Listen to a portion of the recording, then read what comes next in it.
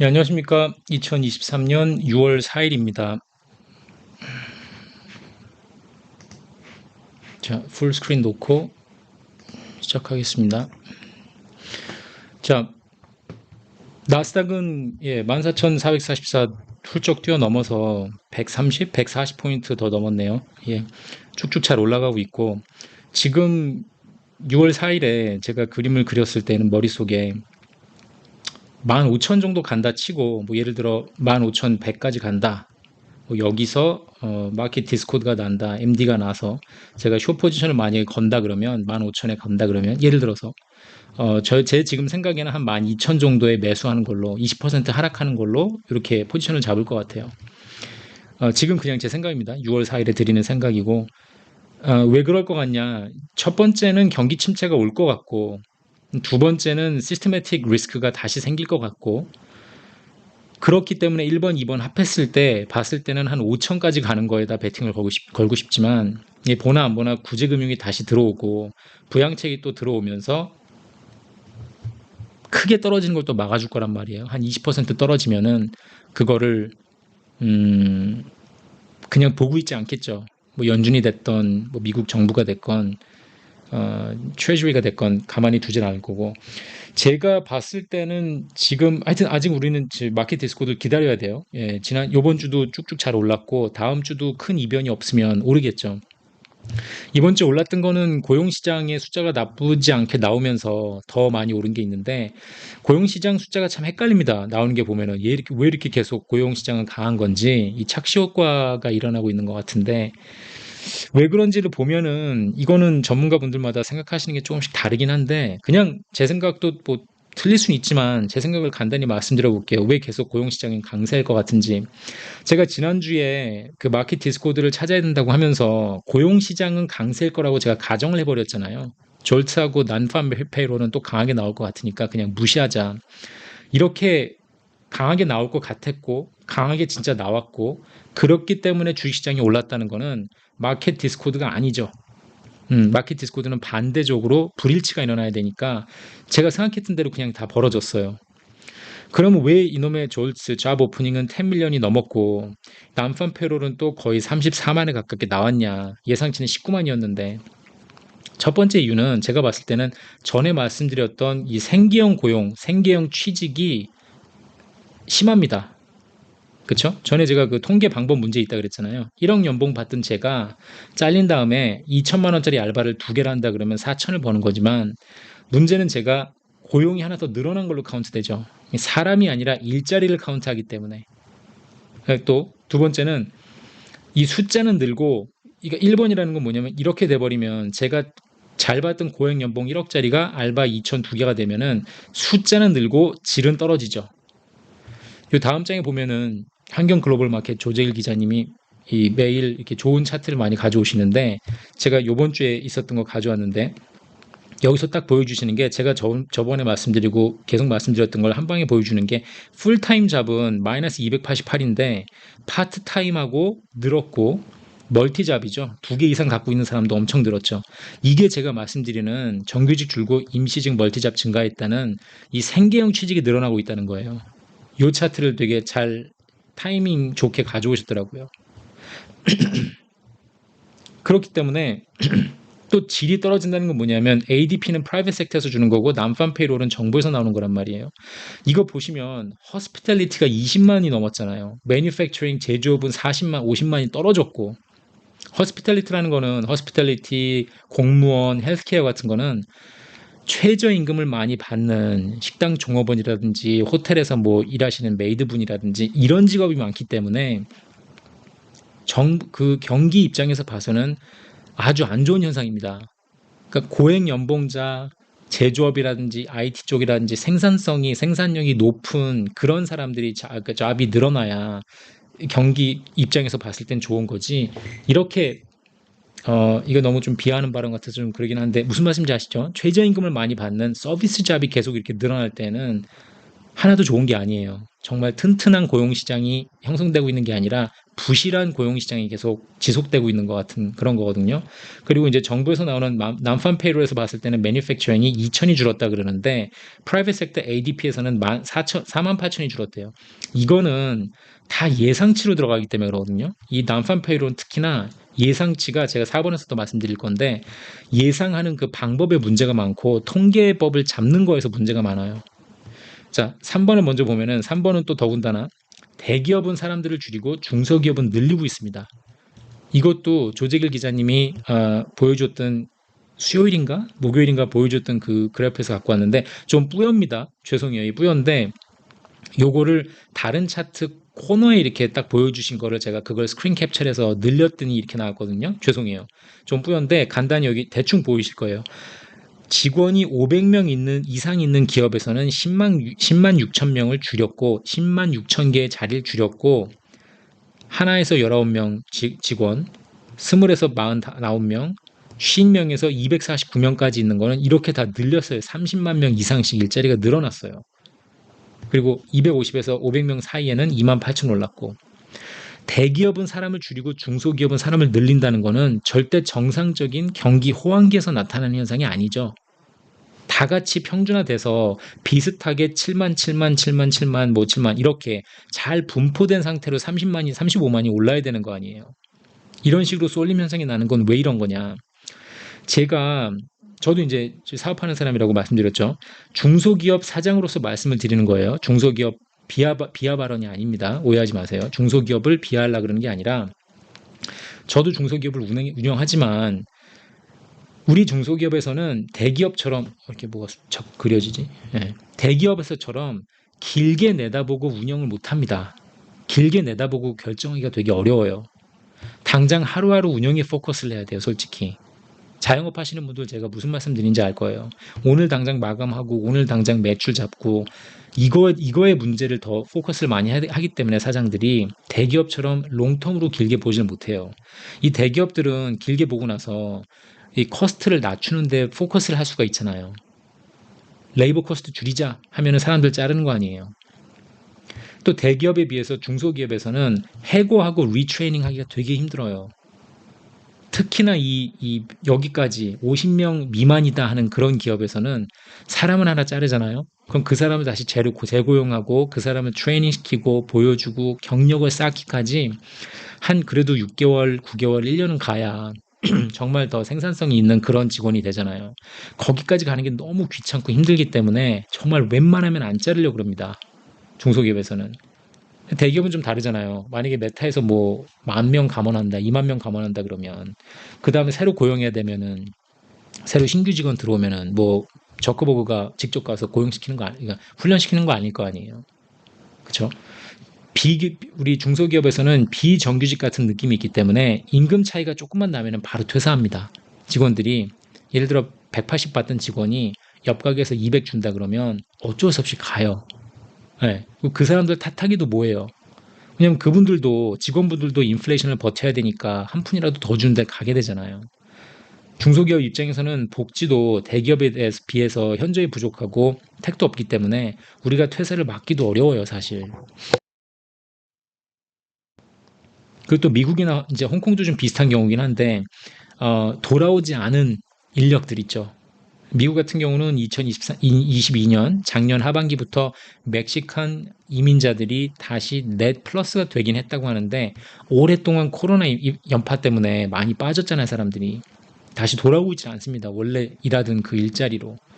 그것 때문에 계속 잡 오프닝이 늘어나는 거고 원래 자기네들 자국민들이 다른 사람들이 다른 이민자들이 하던 일들을 지금 빨리빨리 채워 넣고 있지 못하기 때문에 거기서 계속 괴리가 생기는 거고 홍콩 같은 경우는 지금 아주 뭐라 그러지 사면초간 게 홍콩에서는 그 2019년에 국가보안법 실행하고서는 이제 중국이 밀고 들어온 다음에 많이 떠났다 그랬잖아요. 영국으로 많이 떠나고 인력이 한 20만 명 떠났다고 예상을 하는데 이게 다 지금 고소득자거든요. 평균 이상, 중상층 이상 되는 사람들이 한 20만 명 떠난 거고 나머지 또 저소득층 같은 경우 인도 사람들, 뭐 필리핀, 네팔 사람들 같은 경우도 자국으로 돌아가서 돌아오지 않은 사람들이 많기 때문에 홀이 많이 있어요. 많이 비어 있어요. 구멍들이 많이 나 있는 상태예요.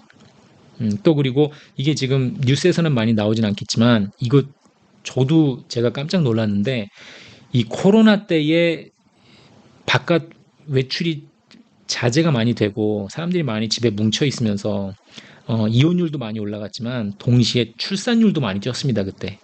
예, 제가 그때 일 잘하던 직원을 아마 4명인가 5명이 여직원들이 연달아서 깜짝 놀랐는데 한 9개월 사이에 5명이 임신을 하는데 깜짝 놀랐어요. 예, 그 왜냐면 제가 출산휴가를 내주고 해야 되니까 그게 중소기업들 입장에서는 엄청 꽤 부담이거든요. 절대 무슨 제가 뭐 여성 직원분들 비하하는 발언은 아니고 중소기업 사장으로서 솔직히 말씀드리는 건데 한 명이 임신해서 나갈 때마다 출산휴가 주고 거기다 돈을 줘야 돼요. 홍콩도 그게 되게 심하거든요. 그럴 때마다 이게 이제 사장으로서 되게 부담이 많이 돼요. 제가 무슨 직원이 막 뭐 500명 넘고 이러면 상관없는데 저는 이제 중소기업 운영하다 보니까 이런 것 때문에 인력난이 계속해서 유지가 되고 지금 코로나 지난 다음에 쭉 연장선에 지금 들어와 있는 거예요. 근데 우리 중소기업 같은 경우는 어떻게 되냐면 침체가 오면은 고용커녕 바로 파산을 하면서 해고가 확 밀려 들어오는 거죠. 이게 이제 한 방에 터질 거예요, 지금. 이 중소기업들이 이렇게 계속해서 대기업은 파이어하고 해고하는데 사람들을 줄이고 있는데 중소기업들은 안 줄이고 있다. 문제는 중소기업들은 오는 순간 침체가 오는 순간 한 방에 훅 갑니다. 우리는 사람들을 많이 한순간에 빨리 많이 잘라야 돼요. 4번은 뭐냐면 지금 고용 이 숫자가 계속해서 강하게 나오고 있는 게 이 버스 데스 모델 요게 지금 문제점이 있어요.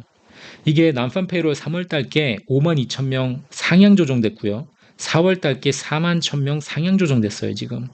그래서 16만 5천에서 21만 이렇게 지금 올라갔는데 얘들이 이게 계속 왜 이렇게 들쑥날쑥하고 왜 이렇게 숫자가 많이 조정이 많이 되냐. 왜냐면 이게 되게 중요하잖아요. 연준이 이 숫자를 굉장히 closely 보고 있는데 가깝게 보고 지금 closely analyze 하고 있는 상황에서 도대체 이렇게 계속 괴리가 왜 나는 거냐 숫자가. 이게 왜 그런 거냐 하면은 통계 자료 모집에도 지금 문제가 있는데 이 난판 페로를 사업체에다가 연락을 해서 알아봐요. 이게 추정치예요, 추정치. 사업체에다 연락을 해서 정부기관이 됐건 프라이빗 섹터가 됐건 기업에다가 한마디로 농부, 난 팜이잖아요. 팜 농부 빼고 사장들 빼고 그죠? 셀프 임플로이 빼고 제가 만약에 사장인데 직원이 5명이 있다 그러면 저 빼고 나머지 4명까지만 카운트가 되는 거거든요. 그 사람들에 한해서 나온 일자리 창출을 보는데 그걸 연락을 할 때 어떻게 하냐면은 약 14만 4천 개 정도 되는 기업들과 정부기관 공무원들이죠. 거기에다가 매달 이 설문조사를 돌려가지고 샘플을 뺍니다. 그래서 이게 약간 그 난판페로에 들어가는 총 규모의 3분의 1 정도가 되는 데다가 설문조사를 던져서 야, 버스는 뭐냐면은 새로 생긴 기업 있죠. 새로 창출된, 새로 문 열은 기업 빼기 부도난 기업. 그렇죠? 여기서 나온 차이를 이걸 보고 난판페로에 들어가는 거거든요. 숫자가. 그 여기서 만약에 100이 나왔는데 여기서 만약에 40이다, 60이 나왔겠구나 해서 이게 난판페로 들어가는 거기 때문에 추정치의 연속이에요. 우리가 들었을 때 이게 자리가 몇 개가 창출됐어요. 그러면 좀 그럴 것 같잖아요. 5월 1일부터 5월 31일까지 창출된 직업 이게 자릿수를 다 계산한 다음에 정부에 보고하세요. 내가 6월 첫째 주 금요일에 발표해야 돼요. 뭐 이렇게 돼야 될 것 같잖아요. 이게 불가능하기 때문에 이거를 다 추정치로 돌려요. 추정. 이 정도가 나왔겠구나. 자리가 일자리가 창출이 됐겠구나. 여기서 문제는 뭐냐면 침체가 들어서는 판국에 침체가 보통 들어섰다고 하는 건 우리가 리세션이 왔다 안 왔다는 보통 6개월에서 9개월 정도 후에 나오거든요. 예, 이게 6개월에서 9개월 후에 판단이 가요. 그러니까 만약에 지금 2023년 6월인데 지금 만약에 침체가 들어왔다 그러면 내년 2월, 내년 3월이 돼야 뒤돌아보고 그때가 침체였네 이렇게 계산이 나올 수 있는 거거든요. 오늘 지금 당장 우리가 침체 빠졌는지 몰라요. 그러니까 침체 데피니션 자체가 그렇잖아요. 두 분기 연속 마이너스 성장 플러스 모든 경기 지표가 많이 떨어졌을 때 하락했을 때 뭐 이런 데피니션이잖아요. 그게. 그래서 보통 6개월에서 9개월 후에 나오고 고용 지표도 보통 6개월에서 길게는 12개월 레깅 인디케이터예요. 후행 지표라 그러죠. 후행 지표이기 때문에 문제는 뭐냐면 지금 우리가 침체에 들어가 있다 그러면 몰라요. 들어간지 안 들어간지. 지금 이 상황에서 침체 들어간 것 같아 그러고 나면 이걸 다 지금 추정을 해야 되잖아요. 침체 들어가서 여기서 지금 40개만 문 닫은 줄 알았는데 예를 들어서 알고 보니까 100개가 문을 닫았어요. 100개가 새로 생기고 100개가 문 닫았으면 0이어야 되잖아요. 나운팜 페롤이. 창출이 하나도 안 됐어야 돼요. 일자리가.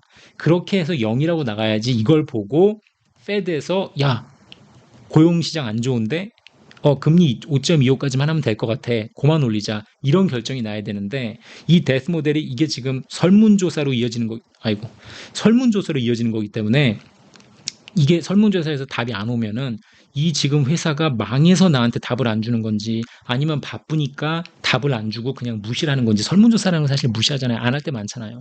그렇기 때문에 여기서 괴리가 생기면서 이 난팜 페이롤이 정확도가 확 떨어지는 거예요. 경기가 침체 기간에 들어갔을 때 앞으로 침체 들어서는 판국에 이미 침체 들어있을 때는 상황 파악이 어렵다. 파산 기업을 놓치기 때문에 일자리 창출이 과대평가돼서 나온다. 요런 문제가 있어요. 버스데스 모델이. 그렇다 보면은 연준은 또 상황 판단을 잘못하고 금리 인상을 이렇게 더 하게 되는 거죠.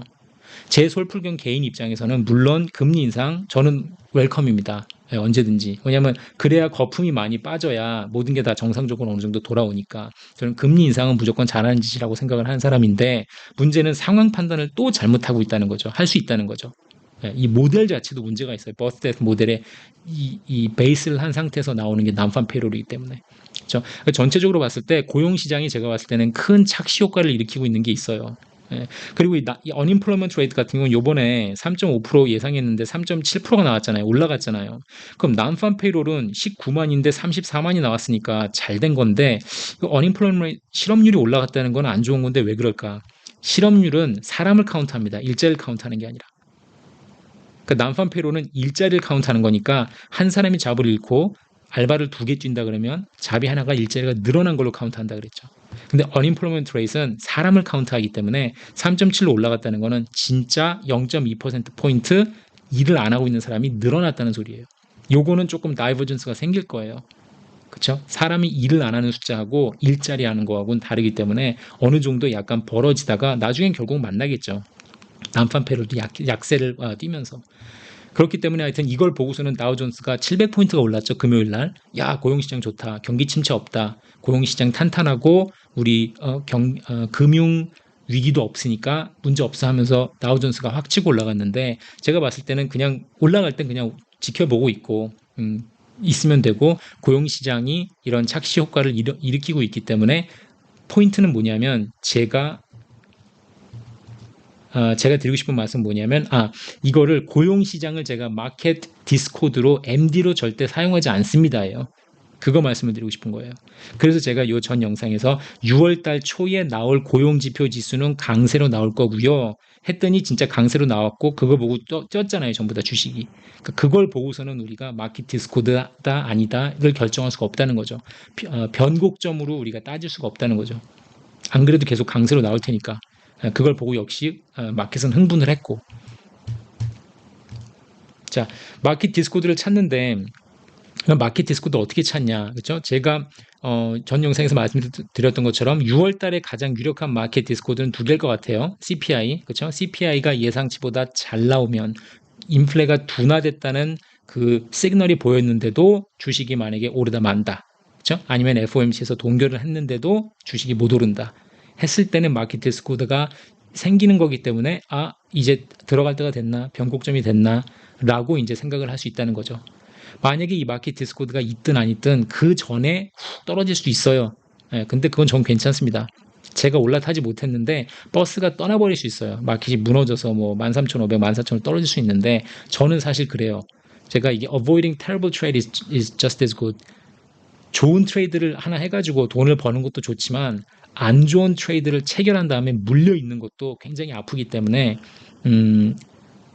버스를 놓친 경우도 많아요. 제가 조금 안전하게 들어가려고 하다 보니까. 근데 저는 차라리 그게 나아요. 안전하게 들어가고 못 들어가면 못 들어갔지 조금 불확실성을 가지고 있을 때 들어가가지고 괜히 마음고생하고 정신 팔리고 거기에 계속 돈 묶여 있는 것보다. 자, 제가 또 하나 마켓 디스코드가 아닌 거는 이 데실링, 그렇죠? 제가 여러분들한테 이 부채 한도에 대해서 거의 말씀 안 드렸잖아요. 부채 한도가 문제다 이런 게 말씀드린 적 없죠. 이런 문제는 절대 마켓 디스코드의 MD로가 될 수가 없습니다. 미국 부채에 대해서 물어보신 분들 시청자분들 계셨는데 제가 이걸 아예 대답을 안 했던 이유가 제가 이렇게 말씀드렸죠. 요 CDS 설명드리는 거, 크레딧 디폴트 스왑 설명드린 영상에 한 달 전인가 있었는데 거기서 제가 한국 CDS 단기 무의미하다. 그러면서 제가 미국 1년짜리 CDS도 올라 있다고 절대 이걸 보고 흥분하는 전문가들 잘못된 거다. 미국이 어떻게 부도가 나겠습니까? CDS가 올라갔다는 게 1년짜리 CDS가 부채 한도에 다다르면서 부도가 날 수 있으니까 미국 1년 CDS가 올라간다? 이건 너무 바보 같은 소리잖아요. 제가 그때 말씀드렸죠. 최악의 경우 그냥 대통령이 State of Emergency declare하고 긴급 상황입니다. 하면은 하는 순간 바이든한테 왕권이 쥐어진다 그랬잖아요. 왕권이 쥐어지고 이 사람은 풀 파든을 받습니다. 대통령직 있으면서 했던 모든 일에 대해서 파든이 들어가요. 용서가 돼요, 다. 절대 법적인 책임 안 물어도 돼요. 무슨 짓을 하든지. 안 그러면 대통령직 못하니까. 그런 상황이 되기 때문에 우리가 문제는 부채 한도가 문제가 아니라 미국은 부채가 문제예요, 부채가. 그러니까 데실링이 문제가 아니라 뎃이 문제예요, 뎃. 그러니까 얘들 그냥 철면피 깔고 2024년 대선 결과 이후까지 밀어놨잖아요. 서스펜드 시켰잖아요, 아예. 아예 그냥 쳐다도 보고 싶지 않다 이거지. 이거 가지고 정치 싸움 하지 말자, 지사하게. 그러니까 아예 빼놓고 하자. 그렇죠? 그럼 이게 어디까지 갈까요?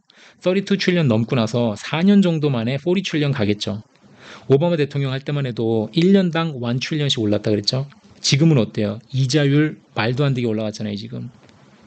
이자 비용 지출이 엄청나게 지금 높아졌기 때문에 1년에 2 트릴리언씩은 뛸 것 같아요. 얼추 그렇다 보면은 1년에 2 트릴리언씩 뛴다 그러면은 4년이면 8 트릴리언 간단하게 얹고 40 트릴리언 가겠죠. 당장 내일 미국 국채가 무너지진 않겠지만 중장기적으로 봤을 때 달러는 무너질 수밖에 없다고 봅니다. 저는. 미국 국채는 끝장이 날 거고 일본하고 미국하고 굉장히 비슷한 길을 걸어가고 있는데 둘이서 기준금리, 기축통화, 준기축통화 둘이서 제대로 작살 날 것 같은데 자 그래서 어쨌든 제가 이제 방송에 나와가지고 한참 막 부채 한도 리스크 말씀하시는 전문가들 보면 되게 안타까웠는데 어쨌든 이거는 데실링 같은 이런 쓰잘데기 없는 문제는 고용지표처럼 거의 확정된 eventuality 어차피 벌어질 일이기 때문에 마켓 디스코드로 써먹을 수가 없어요.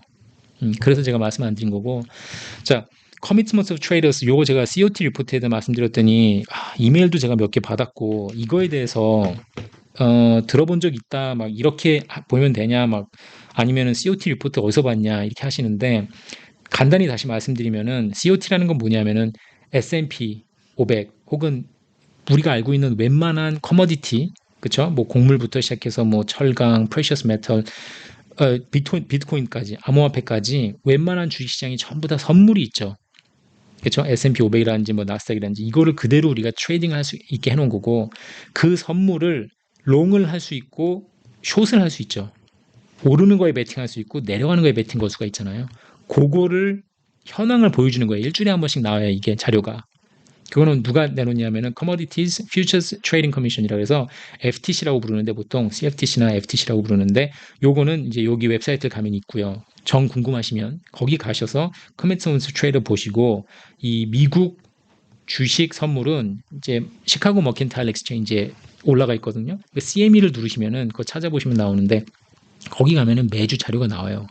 근데 이게 이제 숫자로 나와 있으니까 자기가 이렇게 집어 넣어야 돼. 엑셀에 넣어가지고 차트 만들거나 아니면은 돈 주고서는 받는 그 자료만 모아놓은 리서치 웹사이트인데 가면은 돈 주고 이 subscribe 하시면은 구독하시면 이제 나올 수 있는데 우선 잠깐 제가 말씀드리고 싶은 거는 이 COT라는 거는 그냥 여러 가지 보시는 여러 요인 중에 그냥 하나일 뿐이에요.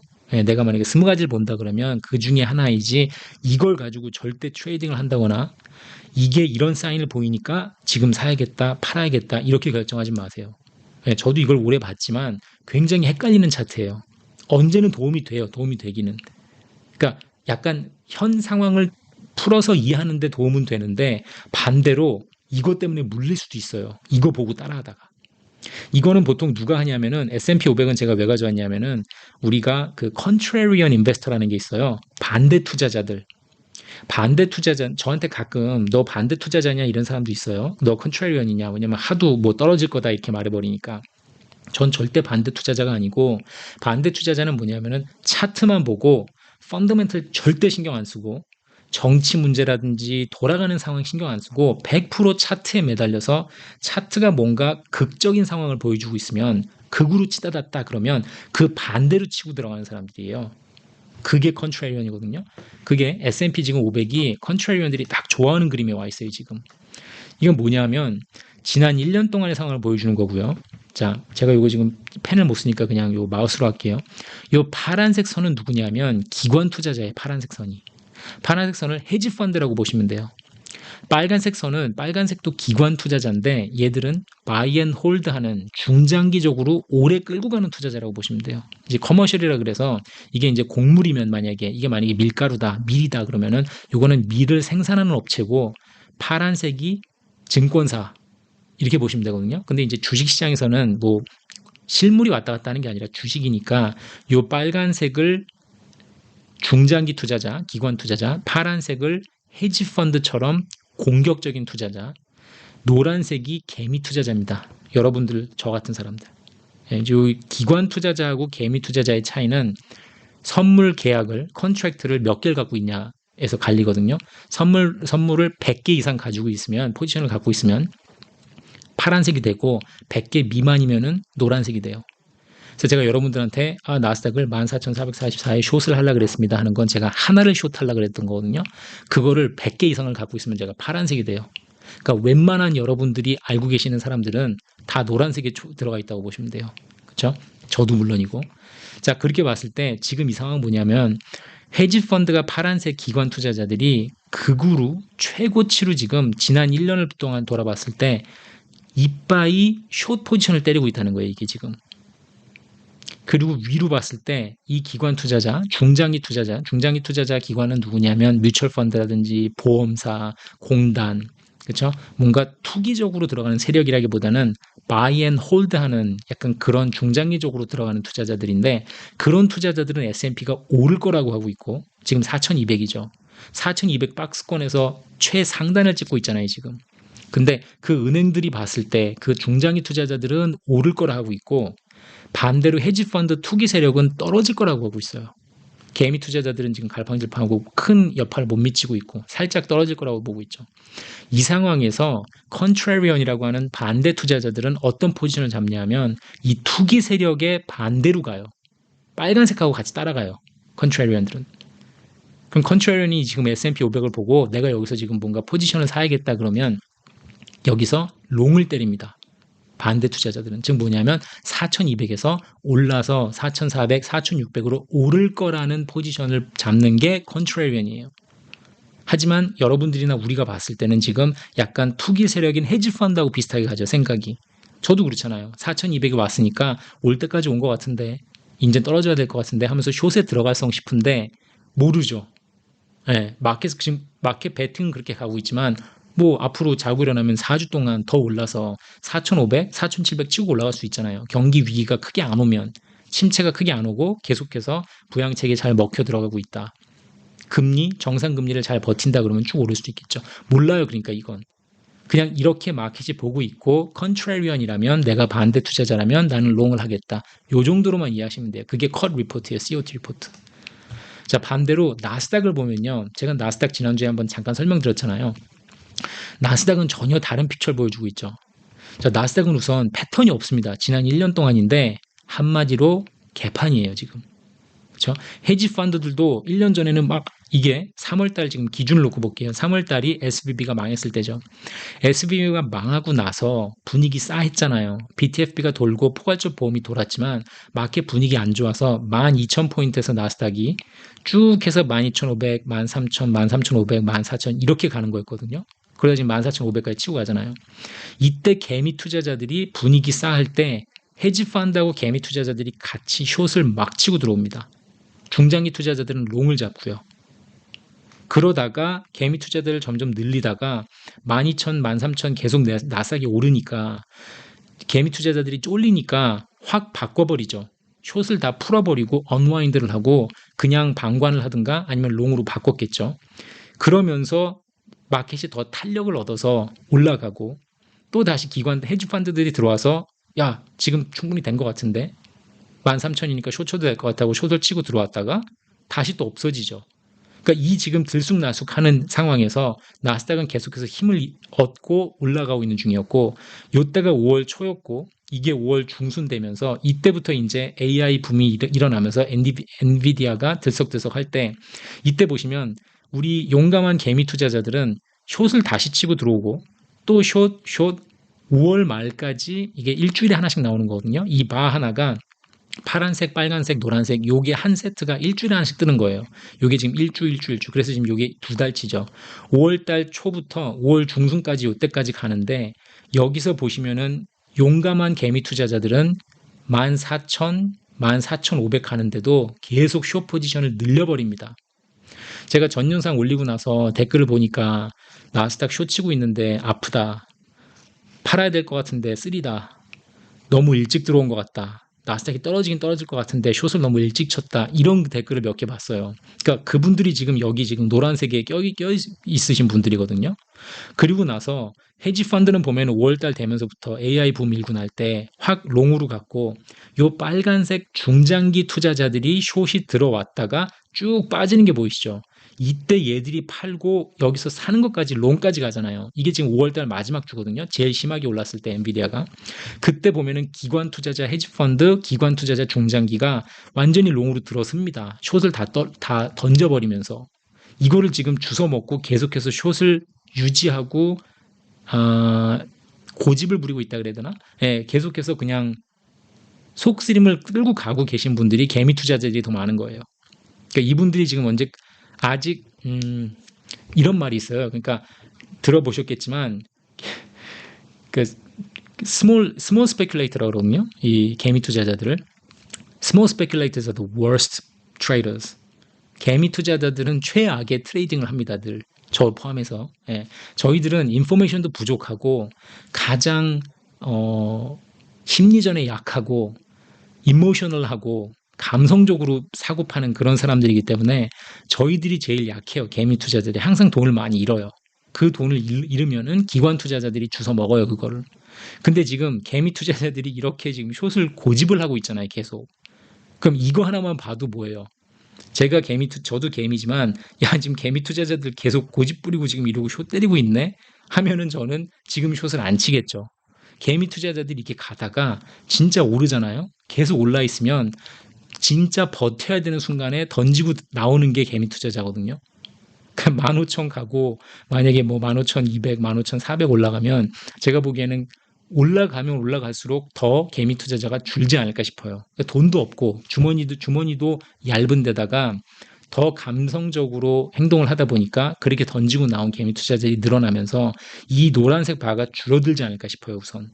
그 마켓 디스코드가 나와서 변곡점이 생기기 전에, 그건 제 생각이에요. 이거 뭐 틀렸을 수도 있고 안 벌어질 수도 있는데, 개미 투자자들이 숏 포지션이 확 줄어들면서 나스닥이 계속 오르고 변곡점이 비슷하게 오는 마켓 디스코드가 생기면서 그 주에 봤을 때 지금 보니까 기관 투자자들이 롱도 많이 안 하고 있고, 즉 신규 펀드가 많이 들어올 것도 없다는 거죠. 신규 펀드가 들어와서 나스닥을 살 돈도 없거니와 이 개인 투자자들도 숏을 많이 줄여서, 숏을 줄인다는 거는 언와인드를 해서 나스닥을 새로 사야 되니까 새로 살 사람도 없어진 거죠. 그러면서 마켓 디스코드가 생기면서 플래토 하겠죠. 그게 뭐 14,900일 수도 있고 15,200일 수도 있고 그 변곡점이 오기를 기다리겠다는 거예요, 저는. 그러다가 만약에 15,200에서 숏도 많이 없네요. 롱도 많이 안 들어오고 있고 플래토 하는데 굿 뉴스가 나왔는데, 호재가 나왔는데도 못 오르고 있다. 이러한 몇 가지 사항들이 딱 아다리가 맞으면 그때 되면은 그냥 숏하면 어떨까? 그렇게 생각을 하고 있다는 그 말씀을 드리는 거예요. 33분. 오케이. 자, 그러니까 뭐 제가 무슨 뭐 개미 투자들 지금 뭐 제 시청자분들을 비하하고 놀리는 게 아니라, 저도 저 노란 바에 들어가 있고 여러분들도 다 노란 바에 들어가 계시지만, 저런 식으로 지금 나스닥의 심리 상태, 어떤 투자자들이 얼만큼이나 크게 롱, 얼만큼이나 크게 숏을 치고 있나, 요 정도 감 잡는 데 도움이 되는 게 COT지, 저걸 놓고서 만약에 S&P 500처럼 이 상황이 됐으니까 내가 반대로 가야겠다 해서 막 롱하고 숏하고 이럴 수는 없다는 거예요. 그렇게 하려면 그렇게 전문적으로 하시는 분들이 계신데, 그분들이 하는 룰이 굉장히 복잡한 게 있습니다.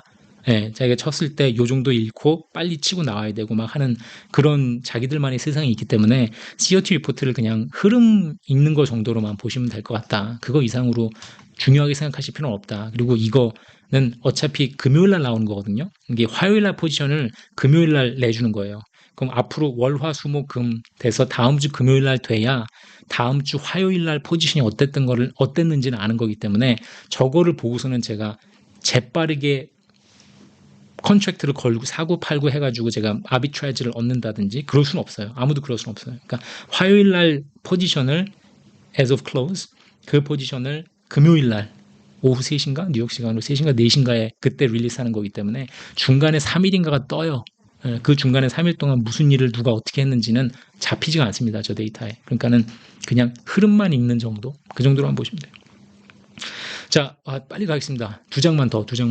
이거 1번, 2번 두 가지인데 제가 그냥 떠들고 싶은 얘기가 두 가지가 있는데 자, 벤 버냉키가 5월 23일이었나요? 제가 지난 영상에서 이걸 얘기를 했어야 되는데 말씀을 못 드렸어요. 자, 풀스크린 놓고 갈게요. 펜 잡고. 여기서 벤 버냉키가 인플레이션에 대해서 나와서 말을 했죠. 벤 버냉키가 인플레이션 요인을 진단을 했대요. 이거 코미디 아니에요? 개 코미디. 벤 버냉키가 인플레이션을 이 왜 생기는지를 얘기를 했잖아요. 아니 벤 버냉키 가서 거울 봐. 네가 거울을 보고 그래도 모르겠으면 옐런하고 파워를 같이 옆에 붙여놓고 셋이 서서 거울을 보면 돼요. 그렇죠? 이거는 벤 버냉키한테 인플레이션이 왜 생기는 것 같냐고 물어보는 게 그러니까 rhetorical question을 지금 까대기 위해서 매기는 건지 뭔진 모르겠는데 뻔뻔함의 극치죠. 벤 버냉키가 나와가지고 지금 인플레이션에 대해서 논한다는 게.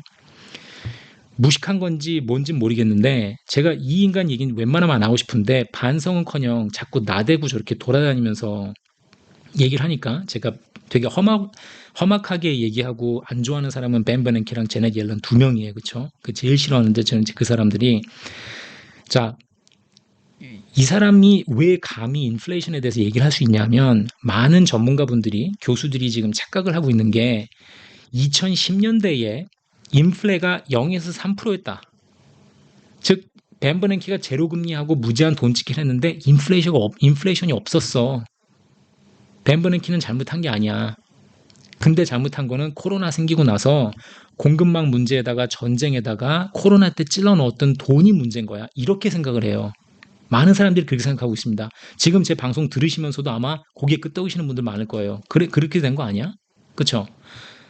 뭘 생각하시면 되냐면, 자, 1930년대에 대공황 이후에 우리가 2008년에 리먼 사태가 나면서 Great Recession이라고 그랬어요. 대공황 이후에 최악의 경기 침체가 왔죠. 리먼 파산하고 줄줄이 막 다 파산하면서 자동차 회사부터 시작해서 뭐 보험회사 전부 다, 정부기관 전부 다 최악의 Great Depression 겪었잖아요. 80년 만에 최악이었죠. 근데 디플레가 없었습니다. 이게 말이 돼요? 자, 이게 지금 1930년대에 대공황 왔을 때예요. 인플레이션 보여주는 거죠.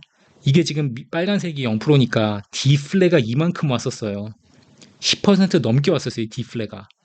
1930년대 대공황이 왔으니까 디플레가 당연하잖아요. 그렇죠? 침체가 오면은 물가가 떨어지는 건 당연합니다. 이건 자본주의의 순리예요. 기업이 망하고 실직자가 생기고 생산성이 떨어지고 수출도 못하고 경기가 다 쪼그라들어야 돼요. 물가가 떨어지는 건 당연하죠. 이건 당연한 결과였잖아요. 그러면 80년이 지나서 대공황 이후에 최악의 경기 침체가 왔는데 그러니까 이름을 Great Recession이라고 붙였잖아요. 근데 하나도 없어. 아니 0%로 떨어진 게 2010년대 하나도 없어요. 디플레가 하나도 없었어요. 이게 말이 돼요? 아니 마이너스 12%는 아니어도 최소한 마이너스 8, 9%, 10%는 떨어졌어야 될 거 아니에요. 이렇게 됐어야 될 거 아니에요. 대공황까지는 아니었어도 비스무리한 형태는 보였어야 될 거 아니에요. 근데 디플레가 하나도 없었잖아요. 그냥 인플레가 있었잖아요. 그렇죠? 이게 여기서 제로 금리하고 무제한 돈치기가 없었다면 만약에 디플레가 여기서 만약에 마이너스 10%가 왔다 그러면 10% 디플레 대신에 3% 인플레가 왔죠.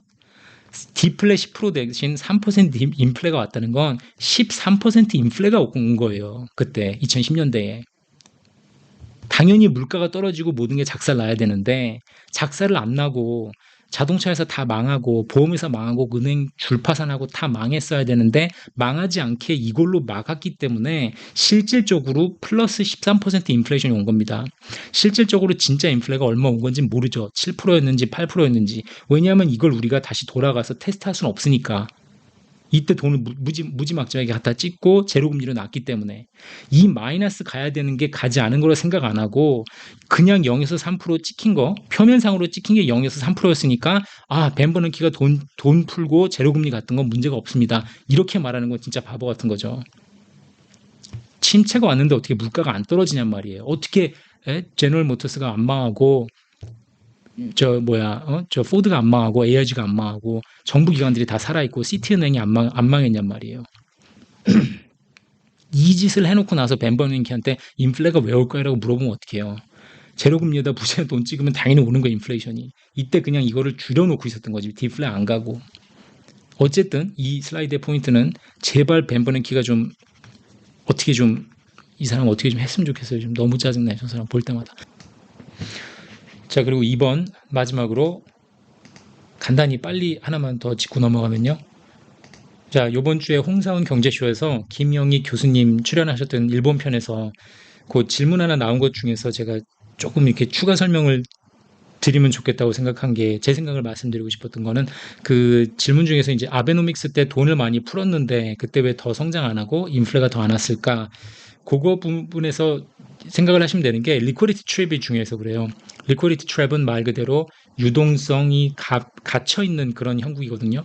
처음 리퀴디티 트랩이 나온 거는 일본 국민들이 저축을 많이 하고 돈을 쓰지 않으니까 돈이 돌지 않아서 인플레가 안 오고 디플레로 빠진다 이제 이런 그 이론인데 마찬가지로 정부가 어떤 형태로 돈을 푸는지도 되게 중요합니다. 그게 인플레이션을 진짜 가져올지, 즉 실물 경제에 돈이 흘러갈지 말지를 결정하는 그런 건데 미국도 이게 똑같이 그런 고민을 해요.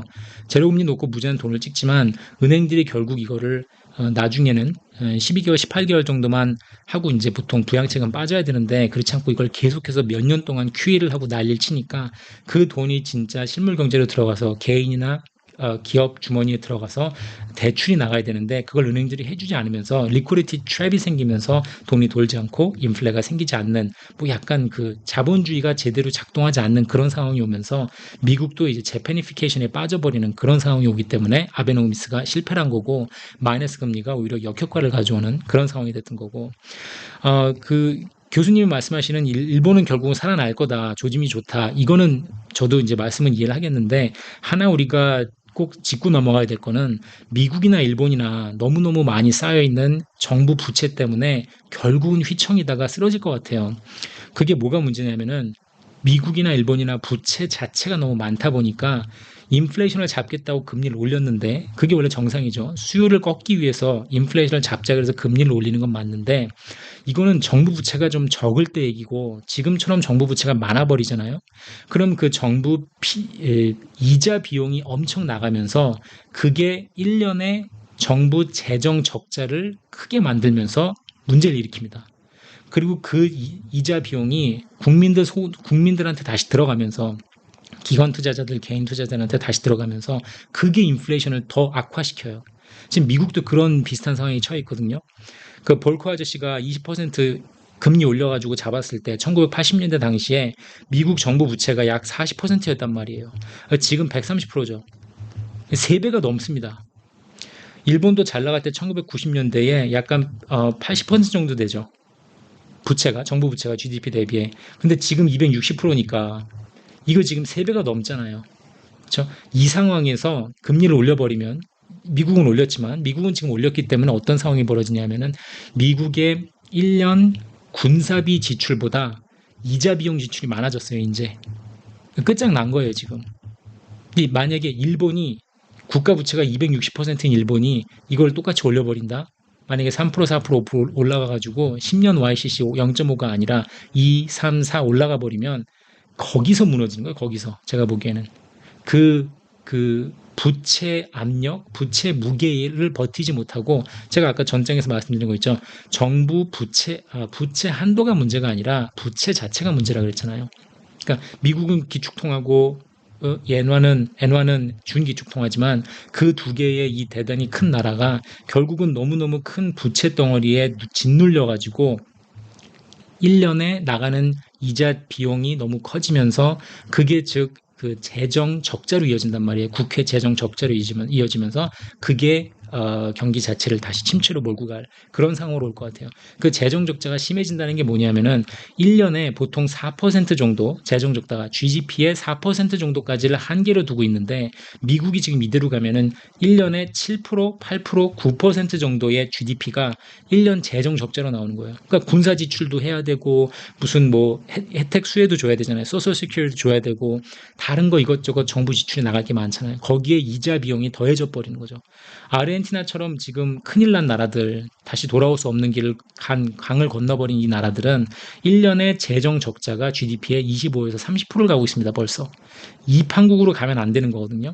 근데 일본은 아직은 0.5%, 0.25에 잡아놓고 있으니까 1년 이자 비용이 어느 정도 낮지만 그게 만약에 인플레이션이 온다 그래서 경제 성장하네 성장하네 좋네 하면서 그걸 따라잡기 위해서 인플레이션을 잡아야 되니까 기준금을 올려버리면 그 엄청난 빚 무게에 짓눌려서 아마 임플로드 하지 않을까.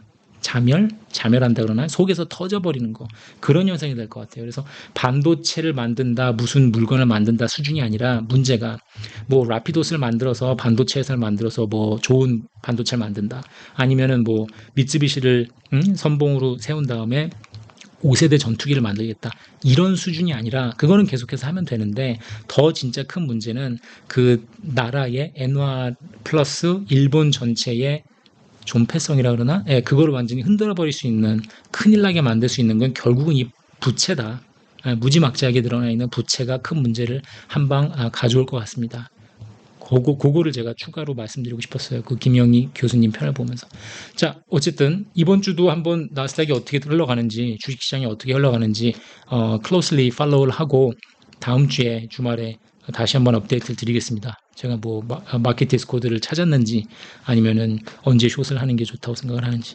자, 재밌게 보셨으면 구독, 좋아요 부탁드리고요. 제가 다음 주에 또 좋은 메타를 가지고 찾아뵙도록 하겠습니다. 감사합니다.